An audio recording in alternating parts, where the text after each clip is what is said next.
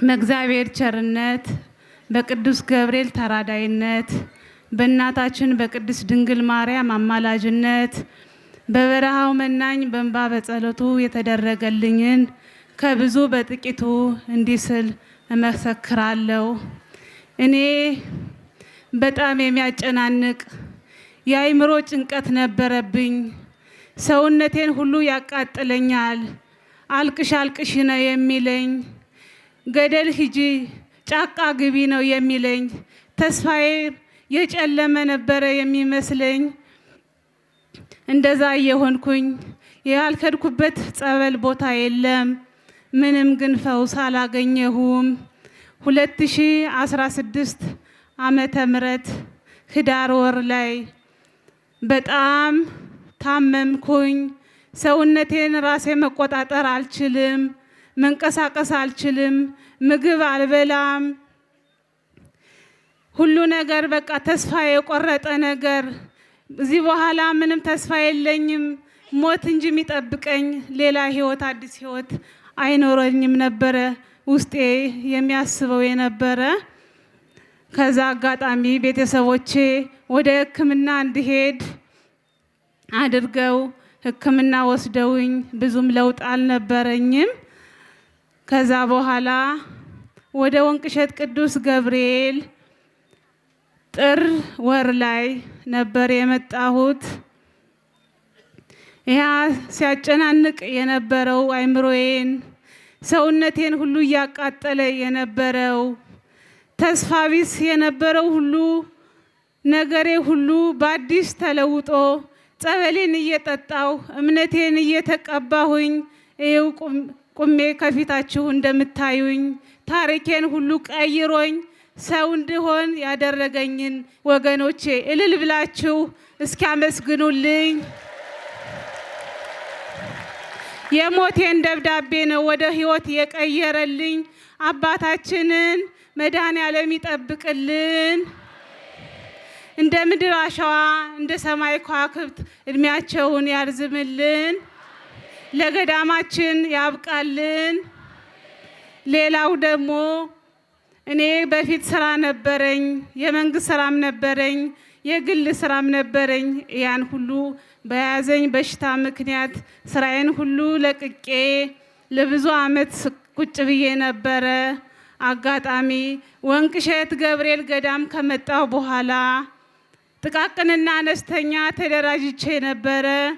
መቼም አይሳካልኝም፣ እስኪ ልሞክረው ብዬ ነበር የሞከርኩኝ የተደራጀሁኝ። ወዲያውኑ በሶስተኛው ቀን እዚሽ ገዳም ከገባሁኝ በሶስተኛ ቀኔ ስምሽ ዝርዝርሽ ወጥቶልሻልና ስራ እንድትገቢ ተብለሻል ብለው ስልክ ደውለው አበሰሩኝ። ክብር ለአብሳሪው መልአክ። እኔ እዚህ በኋላ ሙሉ ሰው ነኝ፣ አባት አለኝ። እዚህ በኋላ ምንም አልወድቅም። እኔ ሙቼ ነበረ አምና ነበረ በእኔ ቤት ግን አለኝ። አባቴን መድኃኔዓለም አሁንም ይጠብቅልን። ጠላቶቻቸውን ከእግራቸው በታች ይሰርልን። ገዳማቸውን ይጠብቅልን። ለገዳማቸው ያብቃልን። እግዚአብሔር ይስጥልን።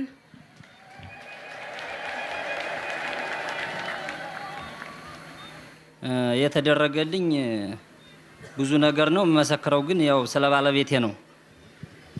ባለቤቴ በተደጋጋሚ መውለድ በቃ በ7 ወር በ3 ወር እንደዚህ በቃ ያስወርዳታል።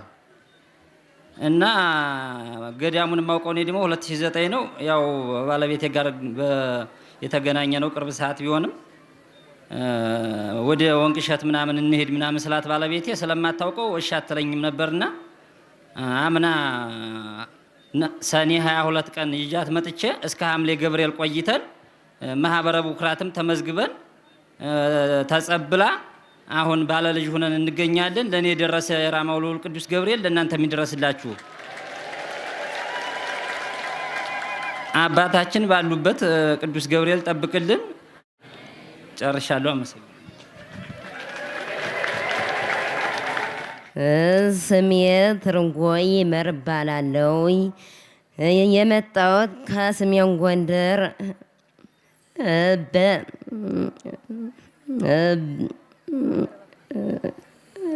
ማህበረ ኩራት ያው መሸም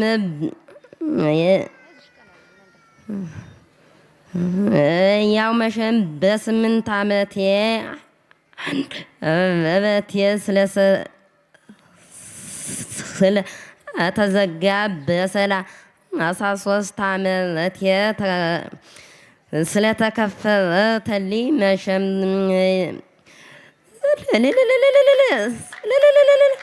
እሰይ ስለቴ ሰመረ እሰይ ስለቴ ሰመረ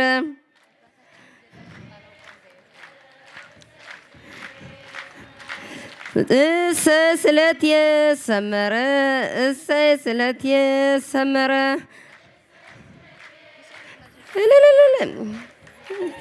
ያው በቃ እንትኑ ያው ገዳ አባታችንም ያው በዝና ነው እንጂ ሌላማ ቃወመ የለኝና። እሺ በስመ አብ ወወልድ ወመንፈስ ቅዱስ አሐዱ አምላክ አሜን። ምስክርነቱ ስለደነገጠች ነው እንጂ እውነተኛ ምስክርነት ነው። እንግዲህ እህታችን ትርንጎ መጀመሪያ የራሴን ስላስተዋወቅ አዲስ የጸጋ እባላለሁ። የመጣሁት ከጎንደር ማህበረ በኩራት ነው። ልጅቱ ከዚህ በፊት አባታችንም ሆነ ገዳሙን አታውቀውም። እኔም ማውቃት በስራ ነው። ከኔ ጋር አንዳንድ ስራዎችን ስለምታግዘኝ በስራ ነው ማውቃት። እየዞረች ያው ስራዎችን ትሰራለች። ከዛ በኋላ ምግብ የሆነ ነገር ልትመገብ ስትል ምናምን ስለሚያቅታት ጨጓራ ምናምን እንደሚያማት በምልክት ነገረችኝ። ከዛ በኋላ የወንቅሸትን እምነትና ጸበል ሰጠዋት። ከሰጠዋት በኋላ ከጨጓራውም ሙሉ ሰውነቷ እንደሚያቃጥላት ነገረችኝ። ሆዷ ምናምን ሁሉ በቃ እንትን ብሎ ነበረ። ከዛ በኋላ ከሰጠዋት በኋላ እንደዳነች ነገረችኝ በምልክት። ከዛ በኋላ ወንቅሸት ነው ይዤሽ መሄድ ምናምን ስላት ዘለለች ወደ ላይ ዝም ብላ። አንቺን ወንቅሸት ይዤሽ መሄድ እና አንደበትሽንም የወንቅሸቱ ቅዱስ ገብርኤል ይፈታልሻል ምናምን ስላት በቃ በደስታ ነው የዘለለችው። ግን በምልክት ስትነግረኝ ከሰው ሀገር ምናምን እንደምትፈራ ምናምን ነገረችኝ። እኔ ይዤሽ ሄዳለሁ አልኳትኝ።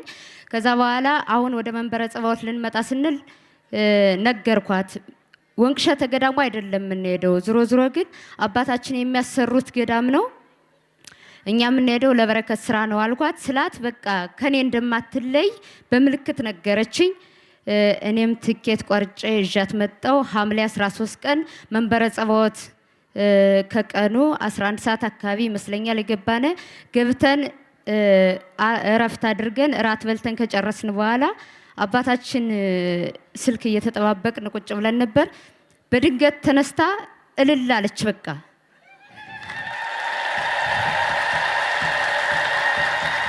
መናገር አትችልም፣ በጥቅሻ ነው እንጂ ግን ከዛ ላይ በድንገት ተነስታ እልል ስትል እኔም ዝም ብዬ ደንግጬ ነው ያየኋትኝ። ሳያት እሷ ናት። ከዛ በኋላ አንደበቴ ተፈታልኝ እልል በሉ አለች። ከዚህ በፊት አባታችንም ሆነ ገዳሙን አታውቅም።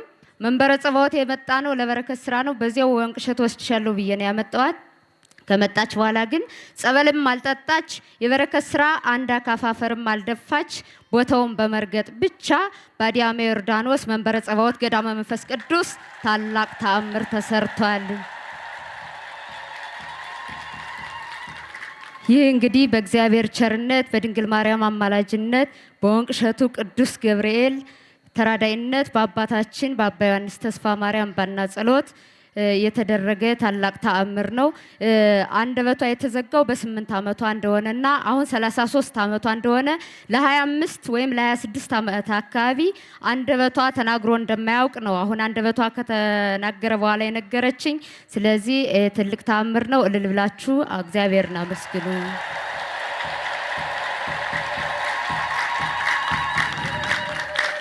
የእግዚአብሔር ቤተሰቦች፣ የድንግል ማርያም የአስራት በኩራት የቃል ኪዳን ልጆች፣ የቅዱስ ገብርኤል ባለሟሎች፣ የአባታችን የርዕሰ ባህታዊ ሊቀ አእላፍ ቆሞስ የአባ ዮሐንስ ተስፋ ማርያም የመንፈስ ቅዱስ ፍሬዎች በእግዚአብሔር ስም ሰላም እላችኋለሁ። እንደምን ዋላችሁ? እንደምን አመሻችሁ? እኔ የመጣሁት ከምዕራብ ጎጃም ጎንጅ ቆለላ ወረዳ ማዕከል ገረገራ ቀበሌ ሲሆን የዓለማዊ ስሜ መዝገቡ ሙሉ እባላለሁ። የመጽሐፍ ስሜ ገብረ ትንሣኤ ይባላል። እኔ እጅግ በኮላሊት በሽታ ታምሜ ለ10 ዓመት እኖር ነበረ። ነገር ግን ያለርኩበት ሕክምና የለም ነበረ። ለእድሜ ልክ ጨው እንጀራ እንዳትበላ፣ ጨው እንጀራ ከበላህ እድሜህ ሊቆይ አይችልም ተብዬ ጨው እንጀራ የሚባል ወጥ ተከልክዬ እኖር ነበር። ነገር ግን እዚህ በተቀደሰው ተራራ በወንቅሸት መጥቼ በመጠመቅ ተኩላሊት በሽታ ድኜ እገኛለሁ። እኔን የሰማ አምላክ እናንተንም ይስማችሁ። እንዲሁም ልብ ድካም ነበረብኝ። ስራ ቦታ ከሄድኩበት ወድቆላችኋል ኑ ሰዱት ተብሎ ነበር ለቤተሰቦች የሚላክ። ነገር ግን አሁንም በወንቅሸት ገብርኤል መጥቼ በመጠመቅ ከልብ ድካም ነፃ ሁኜ እገኛለሁ። እንደ ማንኛቸውም ስራ እየሰራው እኖራለሁ። እግዚአብሔር አምላክ እናንተን የሚስማልኝ። ሁለተኛ የምመሰክረው የማህበረ በኩራት አባል ነኝ። ኃላፊ ነኝ አልልም፣ አባል ነኝ። ነገር ግን እናንተ ማህበረ በኩራት የምትባሉ በሙሉ እንፈልጋችኋለን ብለው የሃይማኖት አባት ጠሩን። ተጠሩን በኋላ ምንድነው ብለን ስንጠይቅ በቃ ትፈልጋላችሁ ኑ ቅረቡ ተባልን። ያው 32 ሚሆን አባል ይዘን ቀርበን 250 ዚንጎ ከሆነ አዳራሽ ስንገባ ያው ወቅታዊ ችግር ያለበት አካል ሁላ ተሰብስቦ እንዲሁም ማህበረ ቅዱሳን የሃይማኖት አባት በሙሉ ሙሉ አዳራሹን ሞልተውት ይገኛሉ። እኛን ከዛ ከወለወሏ ውስጥ ተቀመጡ፣ እናንተ ከሱ ውስጥ ተቀመጡ ተባልነ። ከዛ ማህበረ በኩራት ማለት ምን ማለት ነው ብለው ጠየቁን። እኛ በሚቻለው በምናውቀው ነገር ከምዕራፍ ቁጥሩም ተነስተን ስንናገር እንደሱ እኮ አይደለም። ይህ ማህበረ በኩራት የሚባለው የመጣም እኮ ከሌላ ሀገር ነው። ከሌላ ምንም የማይታወቅ ስም እኮ ነው ይህ ማህበረ በኩራት የሚባል ስም። እናንተማ ከባድ እርምጃ ይወሰድባችኋል ተባልን። እሺ በቃ የሚወሰደውን እርምጃ እንቀበላለን፣ እኛ እውነታውን ነገር እንመሰክራለን፣ እውነታን የያዝን ብለን ስንናገር አይ እናንተ ወንቅሸት የሚባለውን ገዳም ማጠቀጥቁ ከሆነ ማህበረ በኩራት የሚባለውን ስም ተከትላችሁ ማተዱ ከሆነ ወደኛ ተመለሱ፣ ኑ መስቀል እየመታችሁ ተመለሱ ተባልን። እኛ ደግሞ እኛ የዳንበትን ገዳም እንዴት አንጠቀጥቀው ምናላለን?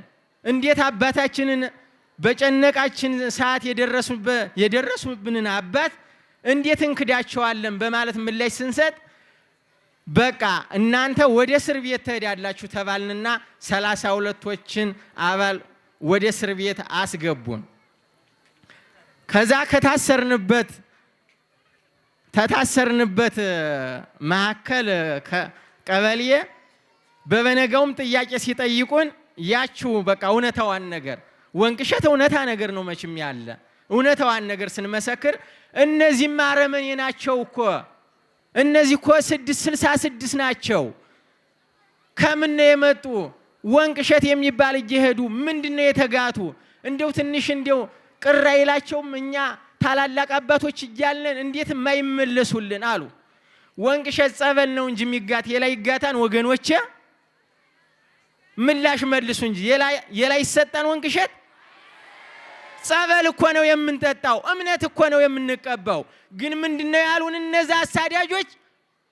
ምን ሜናውን እየጋታቸው ያባ ዮሐንስ የሚባል አይግፈኛው እውነት የሰማዩ እግዚአብሔር እውነት እንደው እንጃኔ እውነት አንካላ ወረደማ። ከዛ እንደዛ ብለን ስንመልስላቸው እናንተማ ወደ ከፍተኛ እስራት መሄድ ያለባቸው አሉና በበነጋው መኪና ቀረቡ። 32ቶችን ጫኑና በረሃ ይዘውን ገቡ። አሁንም እዛ ሲጠይቁን መልሷ ያች እውነት ነዋ ወንቅሸት ሐሰት ይዘው እንኳን ሲዘባበት ይኖራሉ እንኳን የኔ መሰለ ገዳም የዳንበትን ልንክድ። አዎ የዳንበት ገዳም ነው። አዎ ማህበረ በኩራት ማለት ገባ ብለህ በቃ መርምር መጽሐፍ ቅዱስ ያለ ነው ብለን ስንመልስ ሚይዙት አማራጭ አጡ።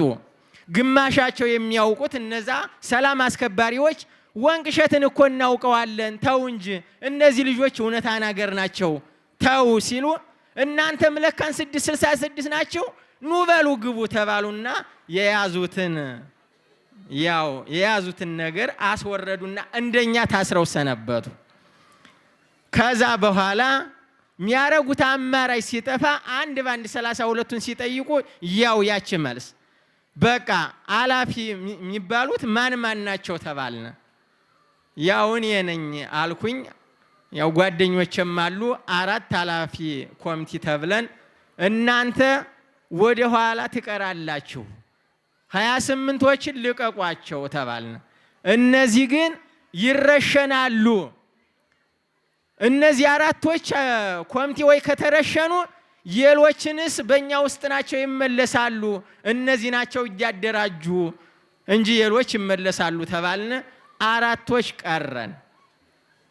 ከዛ በኋላ ከቀረን ጀምሮ ጥያቄ በቀን በቀን ይጠይቁናል እውነታዋን ነገር። ሰኔ 8 ቀን የታሰርና አሁን ሰኔ 11 ቀን ውጡ ተባልነ። ምንድነው ምን ወጣ? ምን እውነታው ነገር ወጥቶ እነዛ ከሳሾች ይቅረቡና በእናንተ ላይ እውነታዋን ነገር ተነጋግረን ነው እንጂ ምን ወጣ? ምን እውነታ ይዘን ነው ነገ ሲያሳድዱን ስንል አይ ከየበላይ አካል ተደውሎ ልቀቋቸው ተባልነ አሉ። አየው የወንቅሸቱ ታምር።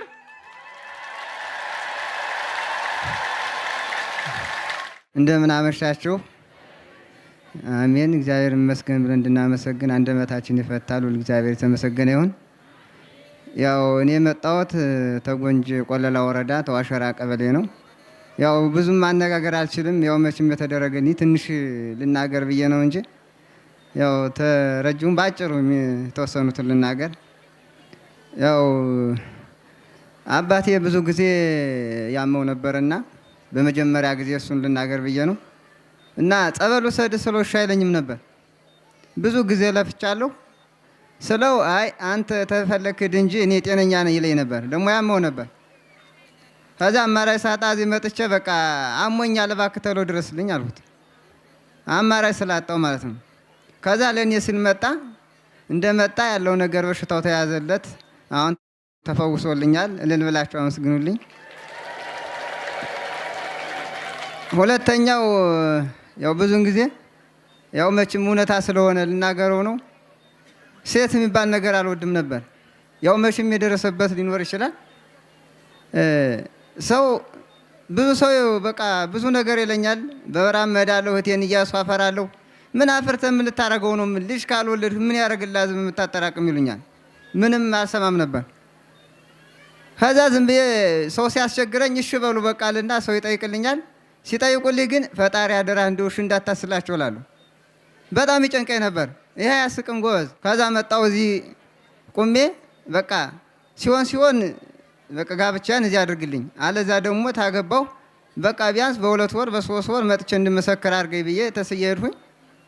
ከዛ ያው ባለው ነገር እዚህ ወንቅሸትን በጣም ወደዋለሁ እኔ። በሀገራችን ብዙ የሚወደው ባይኖርም እዚያ ሲያሳሳጭ በቃ እሱ ወንቅሸት ስለሚወድ አንሰጥም ይላሉ። አንድ እዚህ 15 ቀን ሲቀረው አይ ወንቅሸትን ካልተው አንሰጥም አሉና ፈረሱ። ማፍረስ ትችላላችሁ አልኩና ተውት። ከዛ እንደገና ዝም እንደዋዛ ታጨች አገባውኝ። ያው ግንቦት 27 ቀን ተጋባን። እሷም አሁን ትገልኝልኛለች። እኔም ለትዳር በቅቻለሁ። እኔን የሰማ አምላክ እናንተም ይስማችሁ።